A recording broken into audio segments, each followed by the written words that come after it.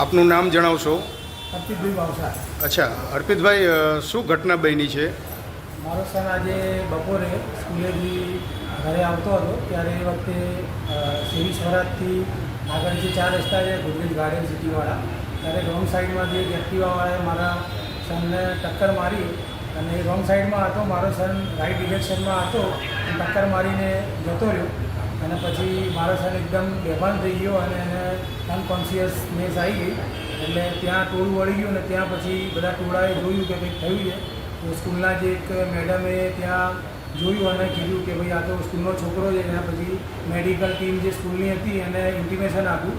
Medical team ત્યાં આવી એમની અને ત્યાંથી મારા સનને લાઈન હોસ્પિટલમાં લઈને આવી અને પછી અમે એની અંદર ચેક કરવા માટે કીધું. તો ત્યાં પોલીસ ચોકી જે છે ત્યાં અમે ઇન્ટિમેશન આપવા માટે ગયા, પણ ત્યાં આગળ કોઈ સીસીટીવી છે જ નહીં. આ તો આજે મારા સનને રિકવરી થઈ ગઈ, પણ કાલ ઉઠીને કોઈ મોટી દુર્ઘટના આની અંદર બને તો એના માટે જવાબદાર કોણ? એની અંદર આજુબાજુ ચારે બાજુ સીસીટીવી કેમેરા લાગવા જોઈએ અને જેથી કરીને જે લોકો રોંગ સાઈડમાં આવે છે, જે લોકો સ્કૂલથી પાછા આવે, છોકરાઓ એક્ટિવા લઈને કે જે બી ત્યાં આગળ છોકરાઓની અવર જવર હોય છે, ત્યાં મોટી સ્કૂલ છે અને છોકરા બી અરાઉન્ડ 2000+ છોકરા એની અંદર ભણે છે.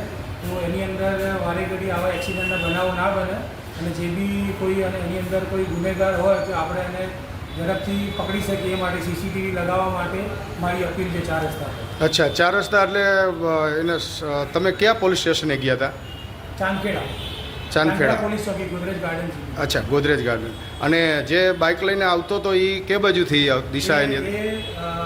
જે બ્રિજ છે, જગતપુરનો બ્રિજ છે, એ ઉતરીને આવતો હતો. એનું સિગ્નલ બંધ હતું અને મારા સનનું સિગ્નલ ચાલુ હતું. મારો સન સિગ્નલ ક્રોસ કરીને જતો હતો અને એ રોંગ સાઈડમાં જ્યારે એનું સિગ્નલ બંધ હતું છતાં જગતપુર બ્રિજથી ઉતરીને આવતો હતો અને મારા સનને ખબર જ નથી. એને ટક્કર મારીને જતો રહ્યો અને પછી એ ત્યાંથી ભાગી જ ગયો. અને બપોરના ટાઈમે કોઈ અવર જવર નથી એટલે કોઈને કોઈ આઈડિયા જ નથી ને કોઈ ત્યાં આઈ વિટનેસ નથી એટલે અમે એને પકડી જ નથી. અને જો આ સીસીટીવી કેમેરા હોત તો એ પકડાઈ જાય? સીસીટીવી કેમેરા હોત તો અમને એ પકડવામાં ઇઝી થઈ જાય અને એ દરેક નાગરિક માટે બહુ જરૂરી વસ્તુ છે. ઓકે.